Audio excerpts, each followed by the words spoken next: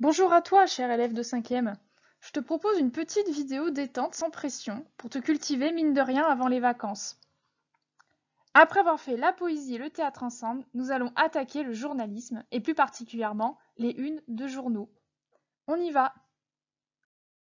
Alors, avant toute chose, on va parler matériel. Même si on est à la cool, j'ai bien envie que tu utilises tes petits neurones et tes doigts sûrement engourdis après avoir joué plusieurs heures à la play. Alors, prends-moi un cahier de brouillon ou une feuille de brouillon et de quoi écrire. Et dernière indication avant de s'y mettre, quand tu verras passer un petit gif tout mignon comme celui-là, c'est qu'il faut mettre la vidéo en pause et réfléchir un peu au brouillon. Allez, Zou, vas-y, va chercher ton matériel, on se retrouve après. Bon, tout d'abord, la question essentielle de ce cours, c'est quoi une une? Bon, alors je pense que tu as déjà une petite idée, mais je te le dis quand même, c'est la première page d'un journal. Maintenant, à quoi sert une une? D'accord? Bon, elle sert quand même principalement à attirer le regard et à donner envie de lire le journal. Alors tu te dis, ah bah oui, mais ça doit aussi servir à donner des informations. Eh bien justement non, elle ne donne pas d'informations, puisque le but de la une, c'est d'ouvrir le journal et de lire les informations qui sont dedans. Enfin, d'abord, le but principal de la une, hein, c'est de faire acheter le journal, on est d'accord? C'est de donner envie de prendre ce journal-là plutôt qu'un autre.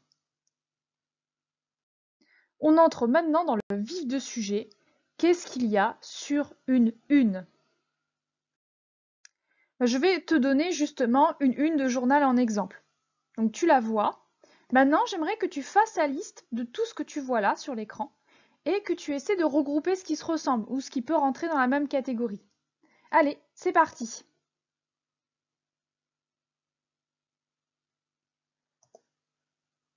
Bon, alors, d'abord, ce qu'on voit sur cette une, c'est le titre du journal, l'Est républicain. Ensuite, on voit la date du jour, jeudi 8 avril 2021. On a le prix du journal, c'est 1,20 €. Et un gros titre, Covid, brasserie sous pression.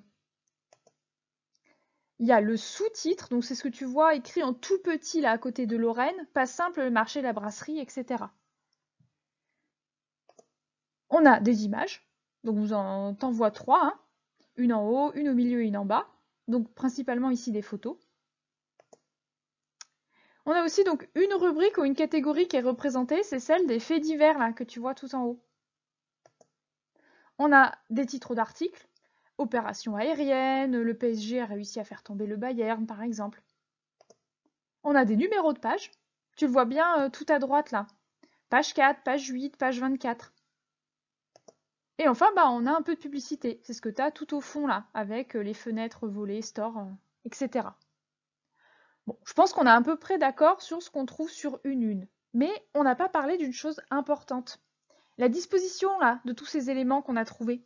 On ne les met pas n'importe comment sur la page. Il y a quand même quelques règles à respecter. On va voir tout ça ensemble. Voici le vocabulaire de la une, c'est-à-dire en fait tout ce qui va te permettre de regrouper les éléments qu'on a trouvés juste avant. Par exemple, la manchette contient le nom du journal, son logo, son prix, la date du jour, etc. L'oreille se situe en haut de la page, à gauche ou à droite de la manchette. Il peut s'agir d'une information ou d'une publicité. Le pied ou le rez-de-chaussée se situe tout en bas de la page. On y trouve une information ou de la publicité. La tribune est l'emplacement le plus important de la une. C'est là que se trouve l'événement, le titre et le sous-titre du jour. La sous-tribune, à gauche ou à droite de la tribune, met en valeur des articles qui sont détaillés à l'intérieur du journal. Elle est composée d'une photographie, suivie d'un résumé de l'information et de la mention de la page où lire l'article. Le ventre est le centre de la page, souvent occupé par une photo ou une illustration de la tribune. Donc j'aimerais que tu retiennes ces 6 mots-là. La manchette, l'oreille, le pied ou rez-de-chaussée, la tribune, la sous-tribune et le ventre. Maintenant que tu as toutes ces définitions, on va donc les appliquer sur notre une, toujours la même. Je te remets justement les définitions pour t'aider. Donc, Ce que je veux, c'est que tu dessines un grand rectangle sur ta feuille ou dans ton cahier de brouillon et que tu essaies de compléter avec les différents noms de la une. Donc ceux qu'on vient de voir, hein. La manchette, l'oreille, le pied au rez-de-chaussée, la tribune, la sous-tribune, le ventre. Donc tu me fais un grand rectangle et tu me mets donc ces mots-là où tu penses qu'ils doivent aller. Je te laisse réfléchir.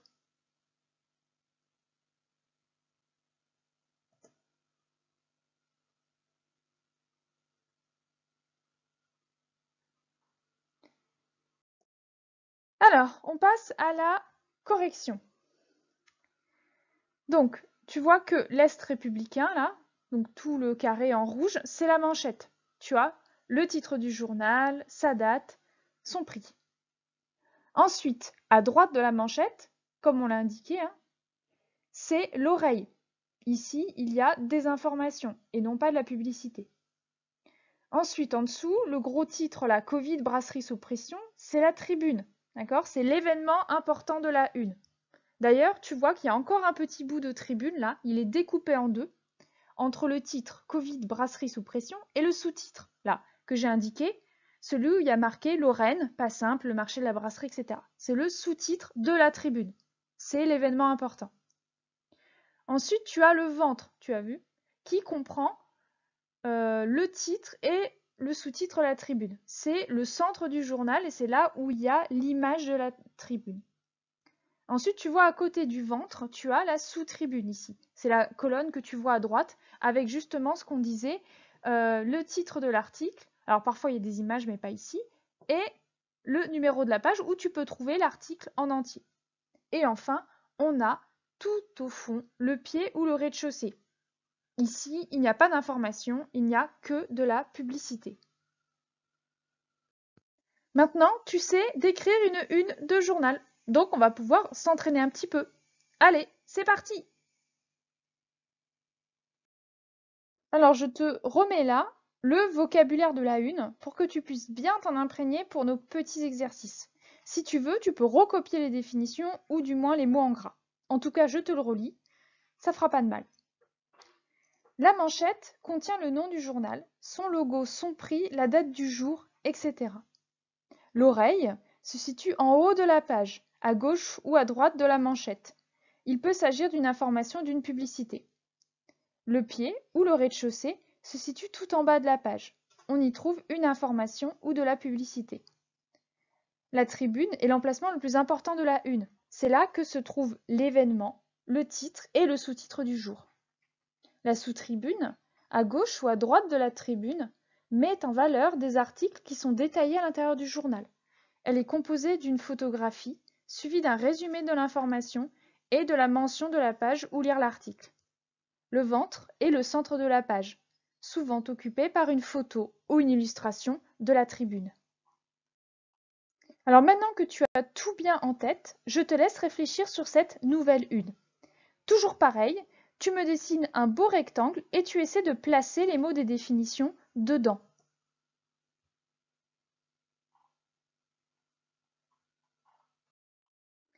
Alors, cette une ressemble beaucoup à celle qu'on a vue juste avant. Il y a la manchette en haut à gauche, l'oreille en haut à droite, la tribune ici au milieu, le var bientôt fixé, le ventre avec la photo de Gabriel Attal, tu as la sous-tribune à droite avec les titres et les numéros de page, et tu as le pied au rez-de-chaussée, ici avec de l'information. Alors, on voit bien effectivement qu'il n'y a pas de publicité au rez-de-chaussée. Alors, il y a un petit piège ici. C'est le petit bout de tribune là que tu vois, nouveau conseil de défense prévu aujourd'hui, notre interview du porte-parole du gouvernement. On pourrait avoir l'impression que c'est une sous-tribune, avec par exemple deux titres séparés par le trait au milieu. Mais on voit bien que c'est sur le même thème que la tribune, le fameux reconfinement. En tout cas, si tu as mis sous-tribune, ça passe, d'accord? Tu as compris l'idée. Allez, on passe à un autre journal. Toujours pareil, je vais te laisser réfléchir un petit moment sur cette une de journal. Alors, il y a aussi un petit piège là. Est-ce que tu vas le trouver? Allez, dessine-moi ton rectangle et on y va.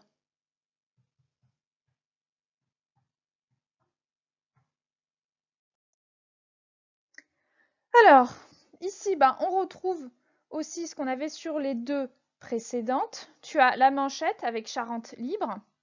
Tu as l'oreille ici avec de la publicité. La sous-tribune ici est à gauche et pas à droite.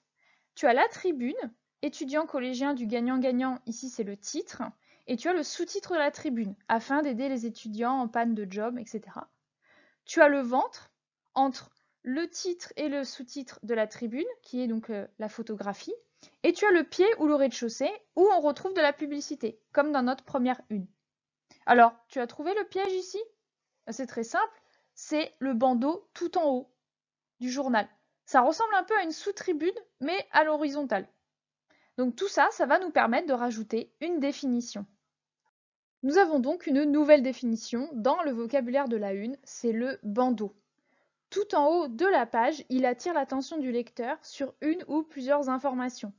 Donc tu as vu, il est bien au-dessus de la manchette et de l'oreille. Donc la manchette, je pense que tu as compris, c'est le nom du journal, son prix, la date du jour, le logo, etc.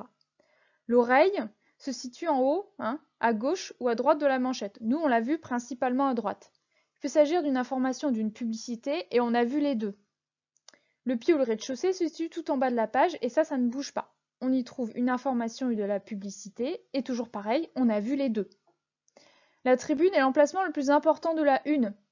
Oui, et ça, on voit bien qu'il y en a partout. C'est là que se trouve l'événement, le titre et le sous-titre du jour. Et on a remarqué aussi que le titre et le sous-titre sont souvent séparés par une image. La sous-tribune, à gauche ou à droite de la tribune, donc nous on a vu principalement à droite, mais pas que, met en valeur des articles qui sont détaillés à l'intérieur du journal. Elle est composée d'une photographie suivie d'un résumé de l'information. On a vu qu'il n'y avait pas toujours une photographie. Et de la mention de la page où lire l'article. Ça par contre, il y a tout le temps. Le ventre est le centre de la page, souvent occupé par une photo ou une illustration de la tribune. Donc le ventre, effectivement, c'est plutôt le centre qui comprend donc la tribune, son titre, son sous-titre et son illustration. Et souvent, l'illustration vient justement entre le titre et le sous-titre de la tribune. Alors, c'est bon, on peut y aller? Dernier exercice? C'est parti! Je ne te dis plus rien maintenant, tu sais comment faire.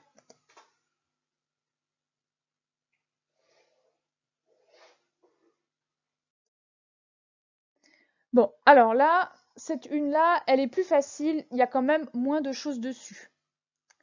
Donc tu vois qu'il n'y a pas de bandeau, par exemple. On a directement la manchette et l'oreille à droite. Bon. Il n'y a pas de sous-tribune non plus.